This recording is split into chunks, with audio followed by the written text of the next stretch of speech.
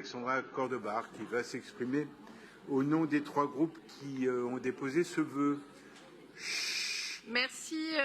Monsieur le maire, Mesdames et Messieurs, mes chers collègues. Vous vous en souvenez, le 23 décembre dernier, le 10e arrondissement a vécu une terrible journée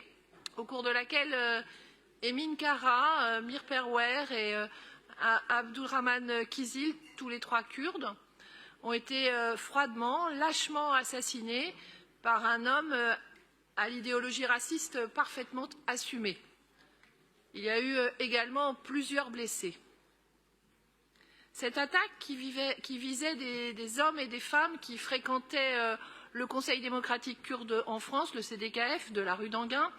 a évidemment semé la terreur au sein de la communauté kurde. La terreur, la révolte, la colère. Cette communauté kurde installée de longue date dans le 10e arrondissement et qui contribue depuis longtemps à son identité multiculturelle. Cette attaque est aussi intervenue 10 ans quasiment jour pour jour après le triple assassinat, le 9 janvier 2013, de 3 militantes kurdes, Leyla Soymenez, Sakine Kansik et Fidan Dogan, dans les locaux du Centre d'information sur le Kurdistan, au 147 rue Lafayette, dans le 10e arrondissement. L'émoi suscité par cette attaque a évidemment largement dépassé les frontières et de notre arrondissement et de notre ville, mais aussi les frontières de notre pays. Et une fois encore, je voudrais en témoigner avec force, les Parisiens et les Parisiens du 10e, par leur message de soutien et de solidarité, ont été à la hauteur de la gravité de l'événement.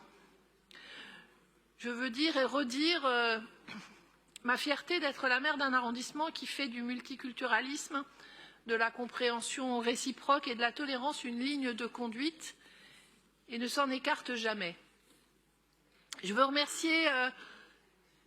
avec force la maire de Paris et les membres de son exécutif, mais aussi les membres de l'opposition municipale qui ont manifesté leur soutien sans faille à cette communauté endeuillée. Et par ce vœu, les élus de la majorité du 10e arrondissement ont souhaité s'associer à plusieurs demandes légitimes de la communauté kurde en demandant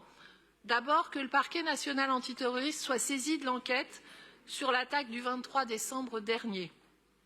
Cette décision permettrait en effet d'apaiser le sentiment d'injustice ressenti par la communauté kurde de France et qui, en plus de réclamer la vérité sur l'attaque du 23 décembre, attend depuis plus de 10 ans que le gouvernement français accepte de déclassifier les documents permettant d'identifier et de traduire devant la justice les commanditaires du triple assassinat de 2013. En 2013 comme en 2022, la raison d'État ne peut et ne doit en aucun cas justifier la négation du droit des Kurdes de France à bénéficier d'un égal accès à la justice de notre pays, en particulier lorsqu'il s'agit d'un crime dont la portée politique est absolument manifeste. Je souhaite également que ce vœu soit l'occasion de rappeler au gouvernement la nécessité de reconnaître l'engagement de ceux ou celles qui, comme Emin Kara, ont lutté les armes à la main contre Daesh pour notre liberté, aux côtés des Occidentaux, mais se voient systématiquement déboutés, compte tenu de leur statut d'anciens combattants, de leur demande de droit d'asile dans notre pays. Emin Kara était une femme engagée, une militante féministe responsable du mouvement des femmes kurdes de France, une combattante de la liberté, admirable, qui est morte assassinée dans une rue parisienne, et à sa mémoire et à celle de ses compagnons en soutien à tous les Kurdes qui luttent pour leur indépendance et pour leur droit à l'autodétermination, je souhaite que ce vœu